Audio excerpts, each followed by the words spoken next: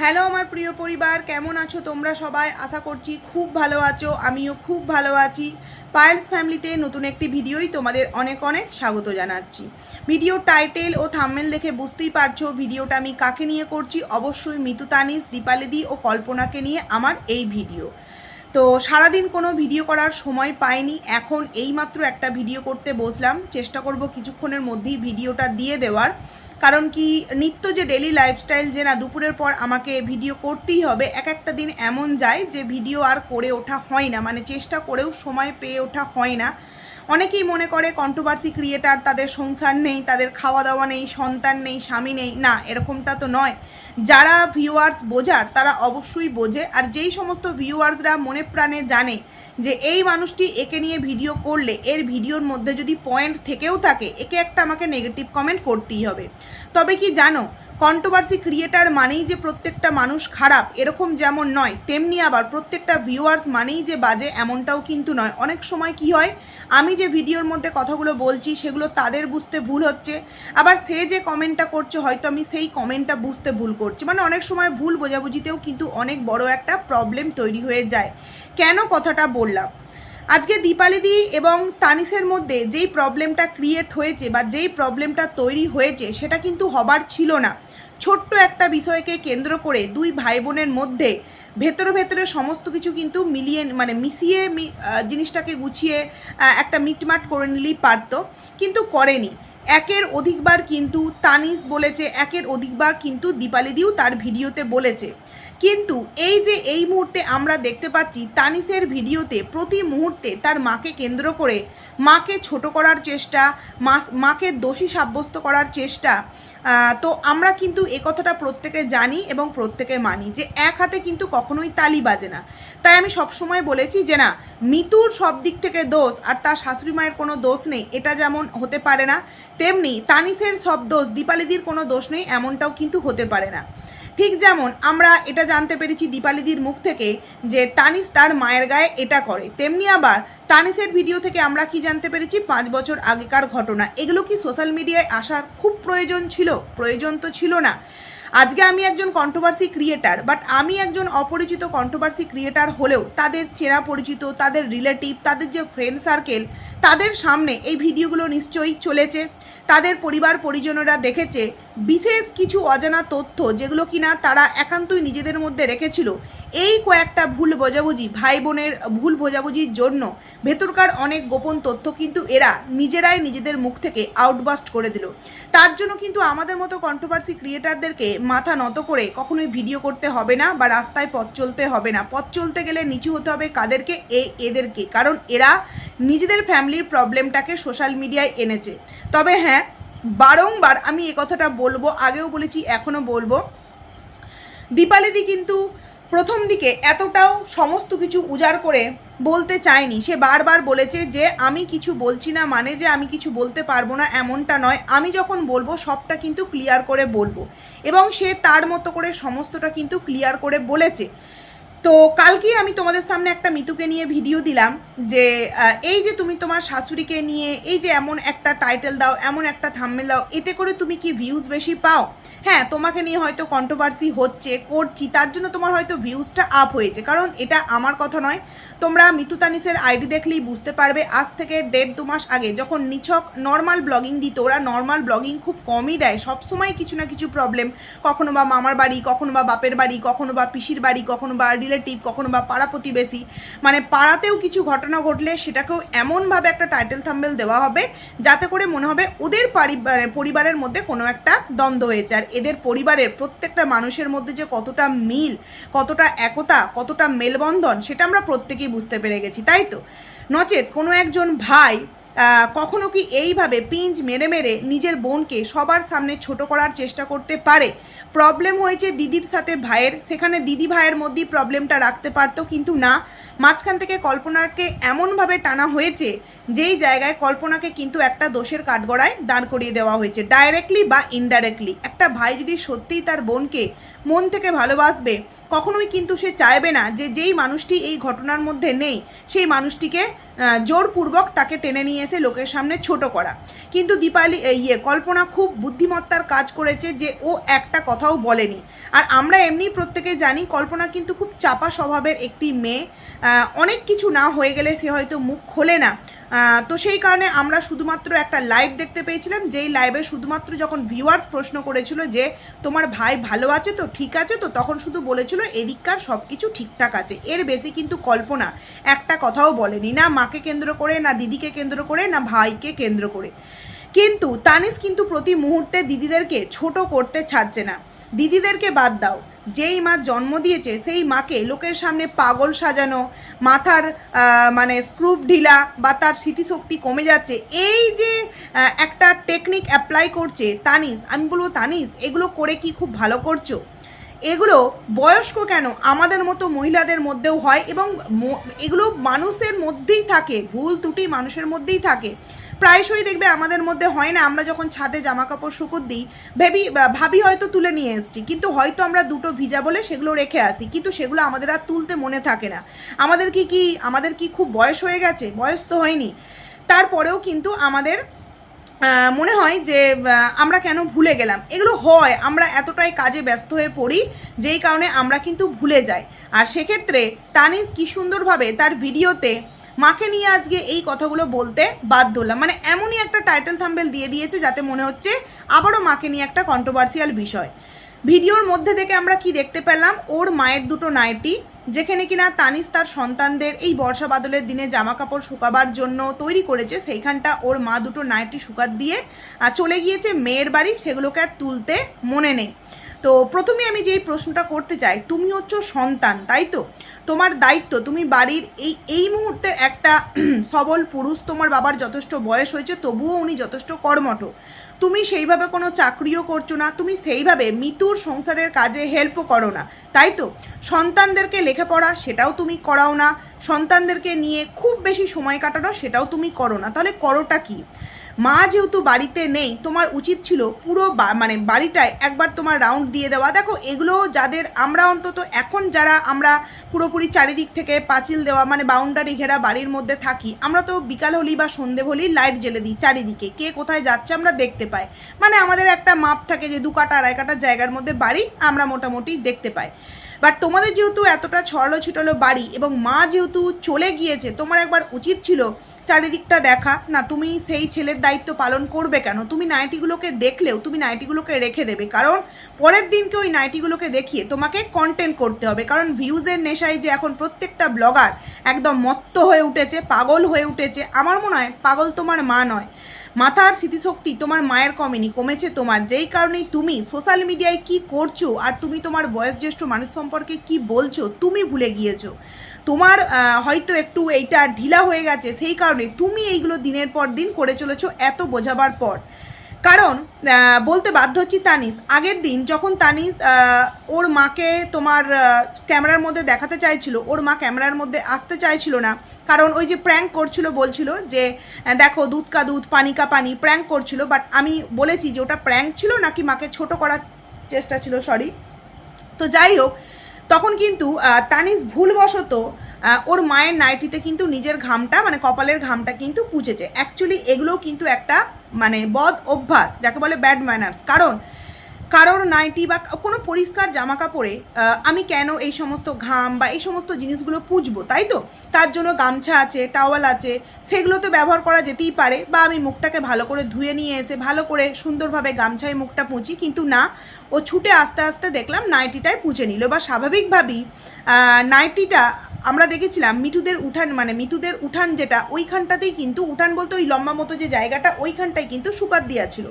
তো অনেকেই কমেন্টস করেছিল যে আমি কিন্তু দেখে ফেলেছি, তুমি কিন্তু মিতুর নাইটিতে তুমি তোমার ঘামটা পুঁছলে ওটা আর ইউজ করবে না, ওটাকে জল ধোয়া করে তারপর কিন্তু ইউজ করবে। তখন মিতু অ্যান্সার দিয়েছে যে না, ওটা আমার নাইটি না, ওটা আমার শাশুড়ি মায়ের নাইটি, মানে শাশুড়ির নাইটি, এরকম অ্যান্সারটা দিয়েছে। তো সেক্ষেত্রে তোমার উচিত ছিল তোমাদের উঠানে যেহেতু মানে উঠান বলতে ওই গলিটায় যেহেতু শুকাত দেয়, পেছনে দিয়েছে কি দেয়নি বা কি অ্যাকচুয়ালি মা যেহেতু বাড়িতে নেই অন্তত চারিদিকটা একবার দেখে নেওয়া। আচ্ছা সেটা করনি।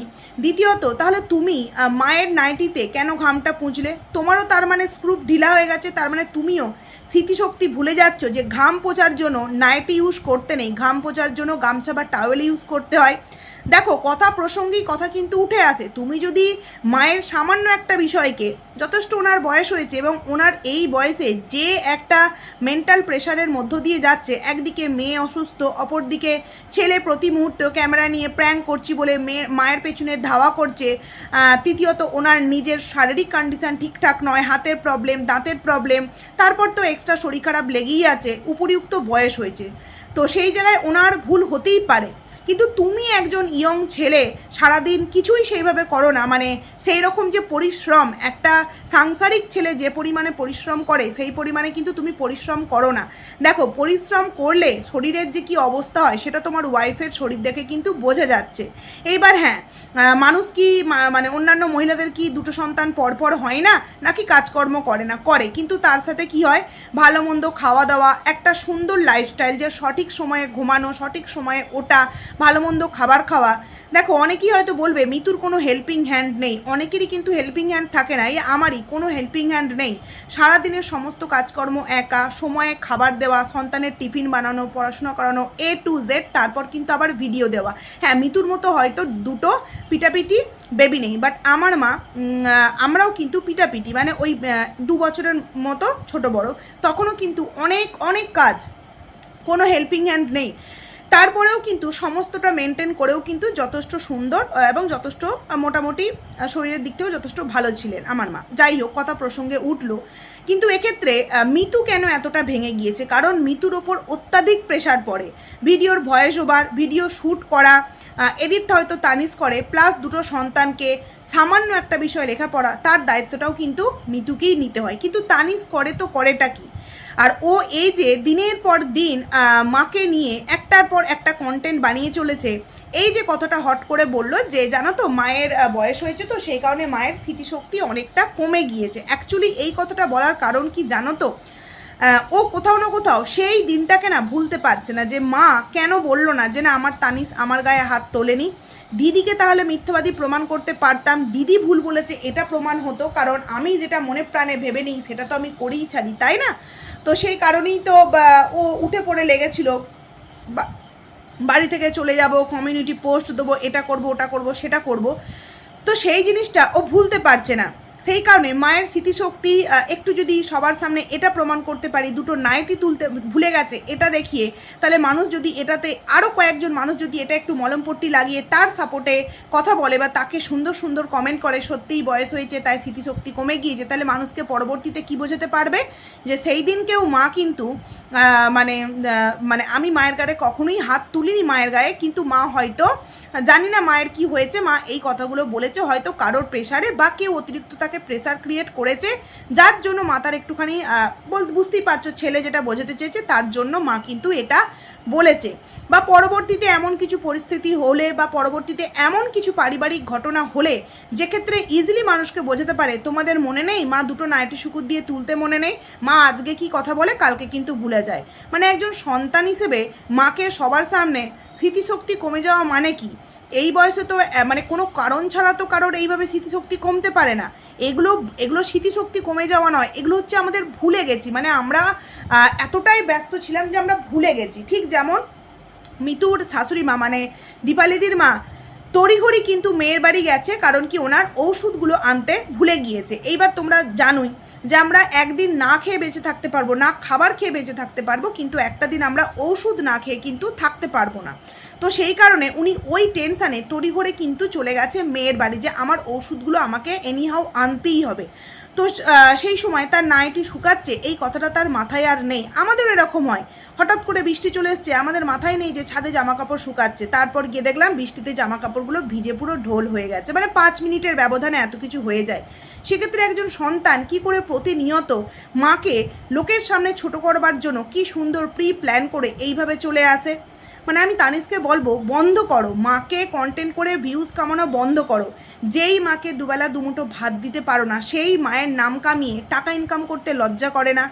মাকে তবেই কন্টেন্ট করো যবে মাকে নিজের সংসারে রাখতে পারবে, নিজেদের হাঁড়ি থেকে দুটো ভাত দিতে পারবে, যেই দিনকে মায়ের শরীর খারাপের সময় অসুস্থতার জন্য টেক কেয়ার করতে পারবে, টাকা পয়সা দিতে পারবে, সেই দিনকেই কিন্তু মাকে কন্টেন্ট মানে নিজের টাইটেল থাম্বনেলে দিয়ে ভিউজ ইনকাম করো।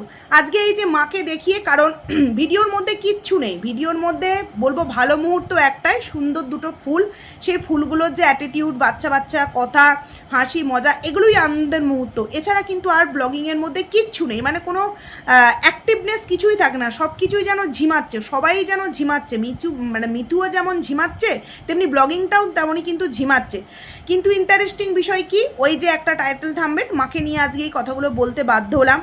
এবং কালকের ভিডিও দেখলাম পাড়ায় কিছু একটা ঘটনা ঘটেছে, যেটা সত্যিই খুবই একটা মর্মান্তিক ঘটনা। তো সেই পাড়ার ঘটনাটাকে নিয়ে এমনভাবে টাইটেল থাম্বনেলে দেওয়া হলো যাতে করে মানুষ ভাবে যে ওদের পরিবারের কিছু একটা হয়েছে, থানায় যেতে বাধ্য হলাম। এরকম ঘটনা যেন পরম শত্রুর সাথেও না ঘটে। ঘটনাটা কি, ওদের এই গ্রামের একটা পাগল, পুরোপুরি পাগল হয়তো নয়, একটু বদমাস টাইপেরও হয়তো আছে, তো ওনারই একজন কোনো মানে গ্রামের মানুষ মাঠে কাজ করছিলেন, তো একটু কিছু প্রবলেম, কথা কাটাকাটি হয়েছে, যার জন্য প্রচণ্ড মারধর করে এবং তাকে হসপিটালাইজ পর্যন্ত করতে হয়েছে। খুবই একটা খারাপ ঘটনা, এবং এই সমস্ত মানুষগুলোকে আমার মনে হয় প্রশাসনের হাতে তুলে দেওয়া উচিত। কারণ ছোট কাজ যদি প্রথমেই না তুমি আটকে দাও, তাহলে হয়তো কোন দিন দুঃসাহসিক কাজকর্ম করে ফেলবে এবং তাতে হয়তো বিশাল বড় ক্ষতি হয়ে যেতেও পারে। কিন্তু তার মানে এই নয় গ্রামে কি একটা ঘটনা ঘটলো সেটা ভিডিওর মেন আকর্ষণ হয়ে গেল। তাহলে একটা ব্লগারের নিজস্ব কন্টেন্ট কি, নিজস্ব কন্টেন্টও তো টাইটেল দিতেই পারছে না, গ্রামে কি ঘটছে সেটা দিচ্ছে।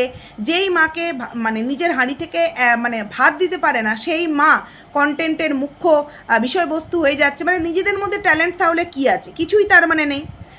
এবার চলে আসি বাচ্চা দুটোর পড়াশোনার জন্য টিউশন মাস্টার, যেটা আমার কাছে খুবই হাস্যকর লেগেছে। কারণ এখন খুবই ছোট, বাচ্চাটা খুবই ছোট, ওরা স্কুলে নাকি দেবে না, অথচ টিউশন মাস্টার দেবে।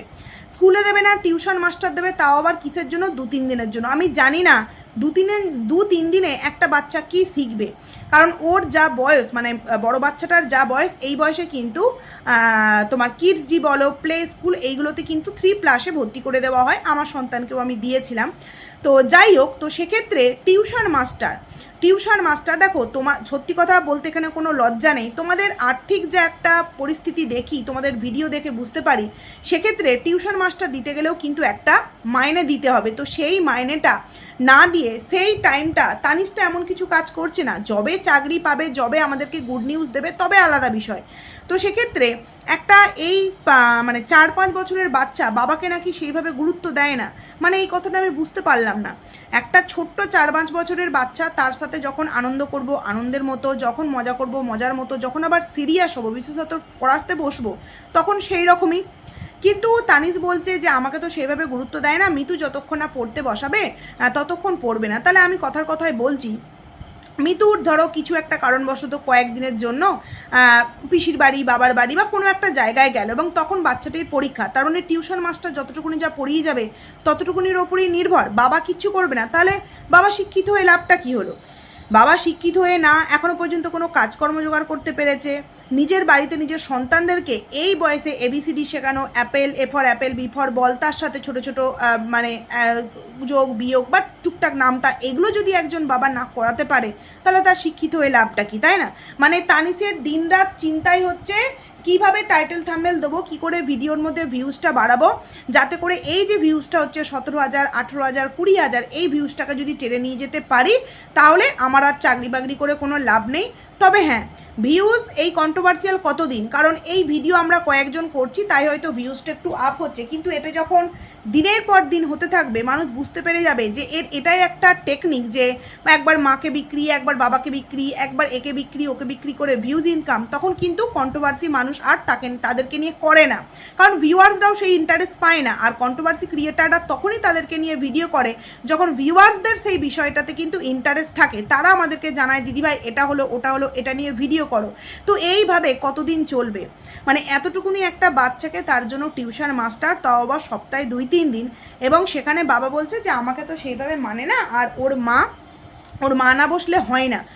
তো আমি বুঝতে পারলাম না, তাহলে তানিশ মানে বলে যে ওর মধ্যে অনেক রকম ট্যালেন্ট আছে। কি ট্যালেন্ট? শুধু ওই মাছ ধরলেই হয়ে যাবে? মানে এই মাছ ধরার কাজগুলো তো বেকার ছেলেরা করে, মানে যারা ওই কি বলবো বিয়ে করে না, রকে বসে হ্যাঁ মেয়েদেরকে পিঞ্চ কাটে, আর ওই বিকাল হলে সকাল হলে পুকুরে গিয়ে মাছ ধরে। মানে সংসার বলতে দায় দায়িত্ব, চাপ, আমাকে বাড়ি করতে হবে, আমাকে সন্তানদেরকে মানুষ করতে হবে, আমাকে সুন্দর একটা লাইফ কাটাতে হবে, আমি জীবনে যেটা পাইনি আমার সন্তানদেরকে সেটা দেবো। এই যে একটা বাবা, তার যে একটা দায়িত্ব, সেই দায়িত্ব বলতে তানিশের মধ্যে তো বিন্দু মাত্র নেই, তাই না? মানে তার জামাইবাবুর সাথে তার পার্থক্যটা কোথায় রইলো? সে এটা খেয়ে সংসারটাকে একদম ধূলিসাৎ করছে, আর তানিশ বাড়িতে বেকার হয়ে বসে থেকে সংসারটায় মানে কোনো রকম কোনো কিছু উন্নতি করছে না। বুঝতে পারি না কি বলতে চায় প্রতি মুহূর্তে নিজের মাকে কেন্দ্র করে, যে মায়ের স্মৃতিশক্তি নাকি আগের থেকে অনেকটা কমে গিয়েছে, এরকমই একটা টাইটেল একবার তোমাদেরকে পড়ে শোনায়। মার বিষয়ে এই কথাটা বলতে বাধ্য হলাম, বিশ্বাসে মিলাই বস্তু তর্কে বহুদূর, এই কথাটা সত্যি। হ্যাঁ, এই কথাটা কেন বলেছে? এই যে আমরা দুদিন আগে দেখলাম ছোট বাচ্চাটা অসুস্থ হয়েছিল, তো তারা ওষুধ তো খাওয়াচ্ছিল, এবং তারপর তার দাদু একটুখানি ঝাড়ফুঁক করে এবং তারপর নাকি সুস্থ হয়ে যায়। দেখো, এটা আমিও মানি, অন্তত বাচ্চাদের ক্ষেত্রে, কারণ আমরা বাচ্চাদের ক্ষেত্রে কিন্তু প্রচণ্ড সিরিয়াস থাকি, ডক্টর অবশ্যই দেখায়, ওষুধও খাওয়ায়, তারপরেও কিন্তু আমরা এই জিনিসগুলো করি, কারণ আমাদের মনে হয় যে কোনো দিক থেকে একটা ব্যাপারে যদি আমার সন্তান সুস্থ হয়ে যেতে পারে সেটাই আমার জন্য মঙ্গল। তাই আমি বলবো, কারা বিশ্বাস করে না বিশ্বাস করে এটা তোমার জানার কথা নয়, তুমি তোমার সন্তানদের জন্য ভালোটা করছো, এটাই তোমার জন্য ভালো। কে বিশ্বাস করলো না করলো এটা তো তোমার কিছু যায় আসে না, বিশেষত সন্তানদের জন্য। এবং তোমরা একটা জিনিস লক্ষ্য করবে, তানিশ কিন্তু যথেষ্ট সুন্দর। অনেকেই এবার সুন্দর বলছি বলে নেগেটিভ না, ওর কমেন্ট সেকশানে একটা কমেন্ট এসেছে যে তানিশ কিন্তু যথেষ্ট ফিটফাট এবং সুন্দর হয়ে থাকে, কিন্তু মিতু বড্ড বেশি নোংরা, অগোছলো, হ্যাঁ নিজের প্রতি কোনো যত্ন নেয় না।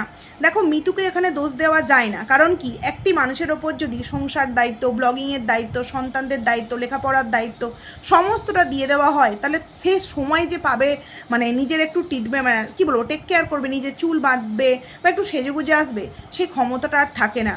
কিন্তু দেখো, অপরদিকে তানিশ কিন্তু যথেষ্ট হৃষ্টপুষ্ট আছে, কারণ মিতুর ওপর দিয়ে প্রচণ্ড পরিমাণে একটা মানে কি বলবো চাপ যাচ্ছে, যার জন্য আমার মনে হয় তানিশের একটু এই বিষয়গুলোকে বোঝা উচিত।